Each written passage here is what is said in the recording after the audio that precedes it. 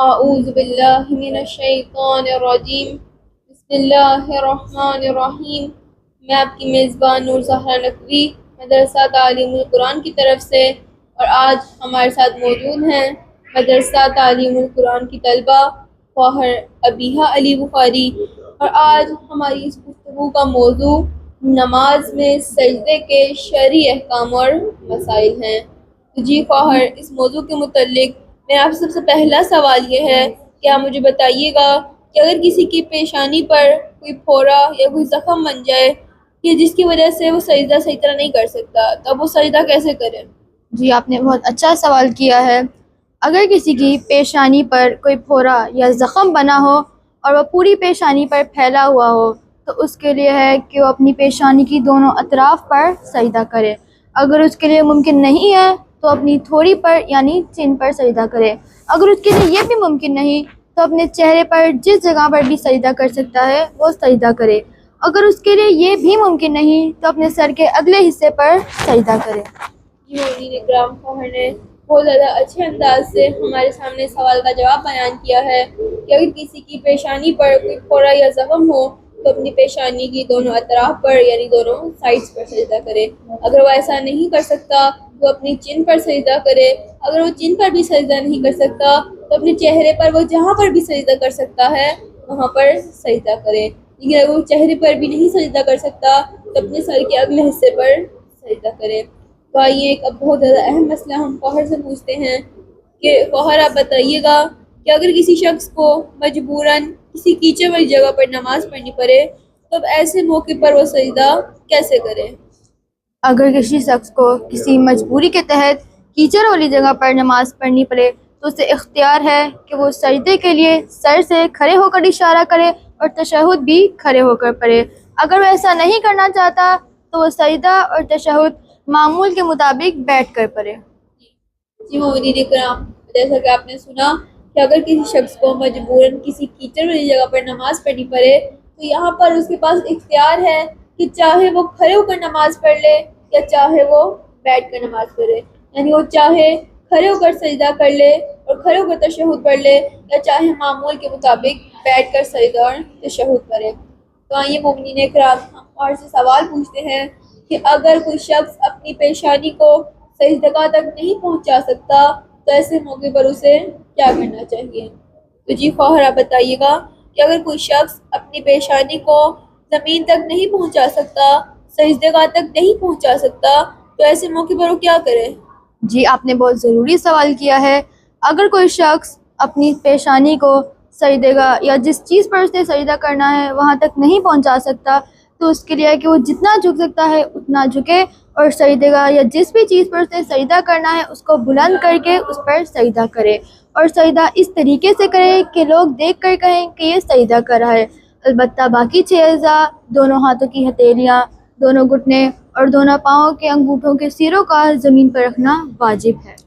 جی مومنین اکرام، جو شخص اپنی پیشانی کو زمین تک نہیں پہنچا سکتا، ایسے شخص کے لیے ہے کہ وہ جتنا جھک سکتا ہے اتنا جھکے اور سجدگاہ کو کسی بلند چیز پر رکھے تاکہ سجدگاہ اس کی پیشانی تک پہنچ جائے، اور باقی 6 اعضاء کا زمین پر رکھنا واجب ہے، اور وہ اس طرح سے سجدہ کرے کہ جب لوگ اسے دیکھیں تو وہ یہی کہیں کہ یہ سجدہ کر رہا ہے۔ تو اسی سوال سے متعلق ایک اور سوال پوچھنا چاہوں گی کہ جو شخص بالکل بھی نہیں جھک سکتا اب وہ سجدہ کیسے کرے؟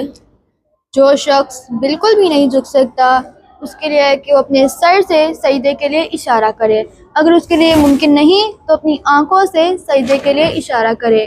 ان دونوں صورتوں میں احتیاط واجب ہے کہ وہ سجدگاہ کو کسی بلند مقام پر رکھے۔ اگر اس کی پیشانی سجدگاہ تک اس طرح نہیں پہنچتی تو اپنے سجدگاہ کو اٹھا کر پیشانی پر رکھے۔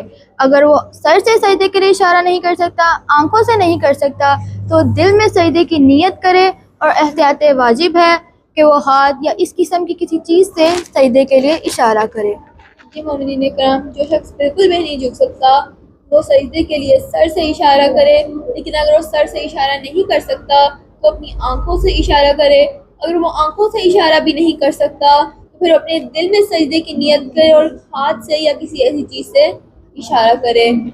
اور ان تمام صورتوں میں احتیاط واجب یہ ہے کہ اس سجدگاہ کو اتنا بلند کرے کہ اس کے ماتھے تک پہنچے یا وہ سجدہ کو اٹھا کر اپنی پیشانی پر رکھ لے۔ اب آئیے ہم خواہر سے ایک بہت زیادہ اہم مسئلہ پوچھتے ہیں کہ خواہر آپ بتائیے گا کہ اگر کوئی شخص کسی ایسی چیز پر نماز پڑھتا ہے کہ جو اس کے بدن کو ساکن حالت میں نہیں رکھ سکتی، مثلا کسی فوم وغیرہ پر سجدہ کرتا ہے اور فوم وغیرہ پر نماز پڑھتا ہے، کیا اس کا سجدہ ٹھیک ہے؟ آپ نے بہت اچھا سوال کیا۔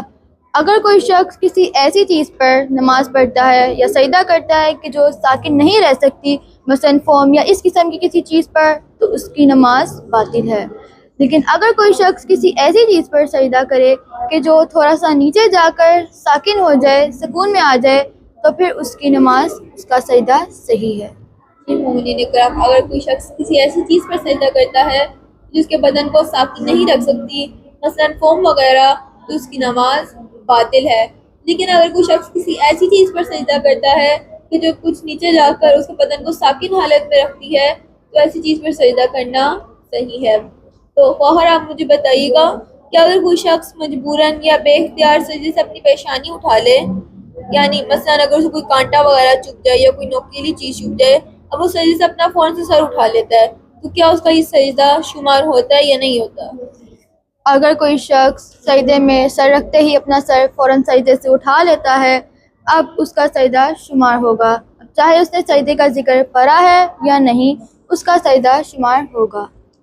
مومنین کرام، اگر کوئی شخص کسی مجبوری کے تحت یا بے اختیار اپنا سر سجدے سے اٹھا لیتا ہے اور اگر اس نے ذکر پڑھا ہے یا نہیں پڑھا، اب اس کا سجدہ شمار ہوگا۔ اب آئیے ہم خواہر سے ایک اور اہم مسئلہ پوچھتے ہیں کہ اگر کوئی شخص پہلی اور تیسری رکعت میں نماز کی، ظہر، عصر اور عشاء کی نماز کی، جس کی پہلی اور تیسری رکعت میں تشہد نہیں ہوتا، اگر کوئی شخص ان رکعتوں میں دوسرے سجدے کے بعد فوراً سے کھڑا ہو جاتا ہے، یعنی کچھ دیر زمین پر نہیں بیٹھتا، تو کیا اس کا سجدہ ٹھیک ہے یا نہیں؟ تو خواہر آپ بتائیے گا کہ نماز کی وہ رکعت کے جس میں تشہد نہیں ہے، اگر کوئی شخص اس کے دوسرے سجدے کے بعد فوراً سے کھڑا ہو جاتا ہے، تو کیا اس کا سجدہ ٹھیک ہے؟ جی، آپ نے بہت اہم سوال کیا۔ اس کا سجدہ صحیح ہے۔ نماز کی پہلی اور تیسری رکعت کہ جس میں تشہد نہیں ہوتا، جیسے ظہر، عشاء اور عصر کی نماز کی پہلی اور تیسری رکعت کہ جس میں تشہد نہیں ہوتا، اگر کوئی شخص دوسرے سجدے کے بعد فوراً ہی کھڑا ہو جاتا ہے تو اس کی نماز صحیح ہے۔ البتہ احتیاط واجب ہے کہ آپ دوسرے سجدے کے بعد کچھ دیر کے لیے بیٹھیں اور پھر کھڑے ہوں۔ جی مومنین کرام، اگر کوئی شخص نماز میں ان رکعتوں میں کہ جن میں تشہد نہیں ہے، دوسرے سجدے کے بعد فوراً سے کھڑا ہو جاتا ہے، تو اس کی نماز ٹھیک ہے، لیکن احتیاط واجب یہ ہے کہ وہ کچھ دیر بیٹھے ساکن حالت میں اور پھر کھڑا ہو۔ تو جی خواہر، میں آپ کی بہت زیادہ شکر گزار ہوں کہ آپ نے اپنا قیمتی وقت نکالا اور ہمارے سامنے سجدے کے احکام کو بیان کیا۔ اور مومنین کرام، میں امید کرتی ہوں کہ آپ نے بھی ہمارے پروگرام سے استفادہ حاصل کیا ہوگا۔ انشاءاللہ اگر اللہ تعالیٰ نے توفیق دی تو ہم ایک نئے پروگرام کے ساتھ آپ کی خدمت میں حاضر ہوں گے۔ تب تک کے لیے اللہ حافظ۔